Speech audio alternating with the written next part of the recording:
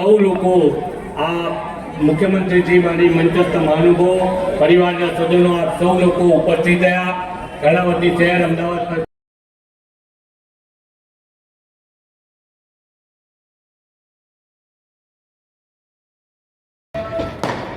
અમારા વર્ષોના સાથીદાર દિનેશભાઈ મકવાણાના સમર્થનમાં મોદી પરિવારની અંદર યોજાઈ રહી છે અને આ બેરંગપુરાની ટીમ સ્વાગત કરી રહી છે। એ જ પ્રકારે હું આજ ધારી લીમડા વોર્ડના પ્રમુખ શ્રી ધનસુખભાઈ ભીટોરે અશોકભાઈ ચૌહાણ જે શક્તિ કેન્દ્રના પરિવાર સભા એટલા માટે થઈ રહી છે કેટલાક લોકો આ દેશની અંદર એમ કે છે મોદીજીને પરિવાર નથી, પણ એ મોદીજીને પરિવાર નથી એવું કહેવા વાળાને આજે આપણે ગૌરવતાથી કહી શકીએ કોંગ્રેસના શાસનમાં 11મા ક્રમે છે, પણ નરેન્દ્રભાઈ મોદીનું શાસન આવ્યા પછી 10 વર્ષના શાસનની અંદર ભારત દેશનું અર્થતંત્ર 11મા ક્રમેથી 5મા ક્રમે આવ્યું અને ત્રીજી વાર જ્યારે નરેન્દ્રભાઈ મોદી ભારત દેશના વડાપ્રધાન બનવાના છે ત્યારે આપણું અર્થતંત્ર ત્રીજાથી આગલા ક્રમે નીકળી જશે, એમાં કોઈ શંકાનું સ્થાન નથી। 2004 થી 2014 સમયગાળા દરમિયાન ભારત દેશના વડાપ્રધાન મનમોહન સિંહ હોવા છતાં પણ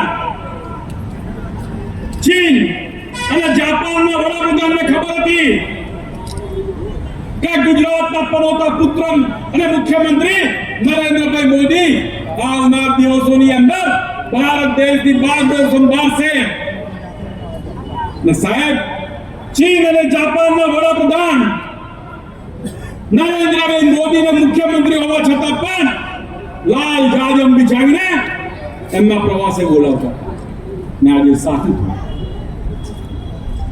નરેન્દ્રભાઈ મોદી હિમાલયની ગોદની અંદર 3 વર્ષ વૃક્ષી તુલ્ય જીવન વિતાવીને આવેલા છે એવો સંત સમૂહ માણસ ભારત દેશને પ્રાપ્ત થયેલો, જે માણસ 24 કલાકમાંથી 20 કલાક વર્કિંગ કરે છે, કોઈ રજા પાડતા નથી। આજે 10 વર્ષ અને ગુજરાતમાં 13, 14 વર્ષ 22 વર્ષના શાસનકાળ દરમિયાન ક્યાંય એમણે રજા પાડી નથી। જાહેર રજાઓના દિવસે લશ્કરો જોડે, બોર્ડરો ઉપર જોડે એમના પરિવાર સાથે, લશ્કરના પરિવાર સાથે વિતાવતા હોય છે। આ પ્રકારના મુખ્યમંત્રી આપણને વડાપ્રધાન પ્રાપ્ત થયા છે। મારી આપ સૌને હૃદયભરી વિનંતી છે, સમગ્ર દેશની અંદર જ્યારે ભારતીય જનતા પાર્ટીનું ત્રીજી ટર્મનું શાસન આવવાનું છે ત્યારે બાણી લીમડાના ખાડિયા વિધાનસભા પણ ક્રોસ કરે એવી આપની પાસે અપેક્ષા રાખું છું। તમારા ને મારી તાકાતથી બાણી લીમડાના ખાડિયા વિધાનસભા આપણે ક્રોસ કરવાનું ને એના માટે આજે મુખ્યમંત્રી આપની પાસે આવેલા છે। કેટલાક લોકો એમ કહેતા હોય છે કે અમે આવું થશે તો આવું કરીશું, એ બધા જ કાન ખોલીને સાંભળી લે। हिंदुस्तान हिंदियों का नहीं किसी का बाप का, हिंदुस्तान जाग उठा है, पाकिस्तानियों भारत छोड़ो એ સ્થિતિનું નિર્માણ આજે અહીંયા થયું છે। છેલ્લે મને એક પંક્તિ યાદ આવે છે, નથી જાણ્યું અમારે પંચસી આફત પડી છે, ખબર છે એટલી કે માતની હાકલ પડી છે।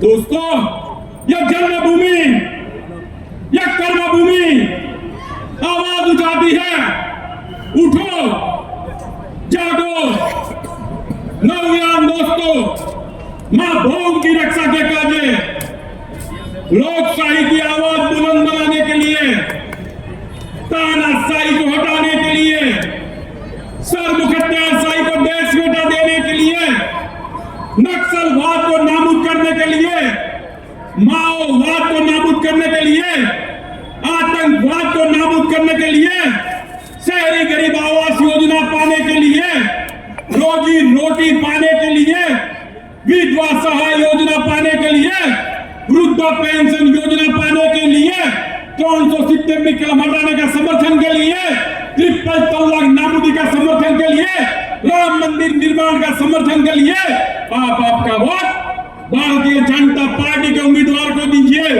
जिसका निशान है कमल। कमल करेगा कमाल। जिस तरह कादव कीचड़ में से कमल पैदा होता है, उसी तरह यह कमल रूपी भारतीय जनता पार्टी हर एक घर के कोने कोने में, हर एक गांव के कोने कोने में उनकी खुशबू फैलाएगी। आप भी कमर के निशान पे मोहर लगा के भारतीय जनता पार्टी के उम्मीदवार को विजयी पाओगे। ऐसी आशा अपेक्षा के साथ मेरी वाणी को विराम देता हूं। बोलिए भारत माता की, भारत माता की, वंदे। તો એના માટે માન્ય નરેન્દ્રભાઈનું 5 લાખ રૂપિયાનું આયુષ્યમાન કાર્ડની જે ગેરંટી છે, કેટલી શાંતિ આપે છે। તો જે નાનો માણસ હોય, જેની પાસે પૈસા ના હોય, એને ખબર પડે કે આ રાત્રે કશું ના થાય આપણને। આપણે એમ કે આ કાર્ડનો કોઈને ઉપયોગ જ ના કરવો પડે, એટલું સારું સ્વાસ્થ્ય આપે ભગવાન। પણ જો ક્યાંક ઉપયોગ કરવાનો થાય તો આ કાર્ડ હોવાના કારણે દીકરો મા બાપની સેવા કરવામાં સહેજ પણ ખચકાતો નથી। એ તરત હોસ્પિટલમાં જઈ અને શારીરિક સ્વાસ્થ્ય સુધારો કરી આપે છે। 5 લાખ રૂપિયાનું કાર્ડ માન્ય નરેન્દ્ર દેશ અને દુનિયાની સૌથી મોટી યોજના છે। દેશ અને દુનિયાની સૌથી મોટી યોજના છે। આ કેટલી મોટી યોજના છે। આજે એક શારીરિક સ્વાસ્થ્ય બગડે અને જો 3-4 લાખ રૂપિયાનું જો મેડિકલ બિલ હોય ને, તો સામાન્ય માણસ, ગરીબ માણસને આખી જિંદગી વ્યાજમાં જાય, આખી જિંદગી વ્યાજમાં જાય।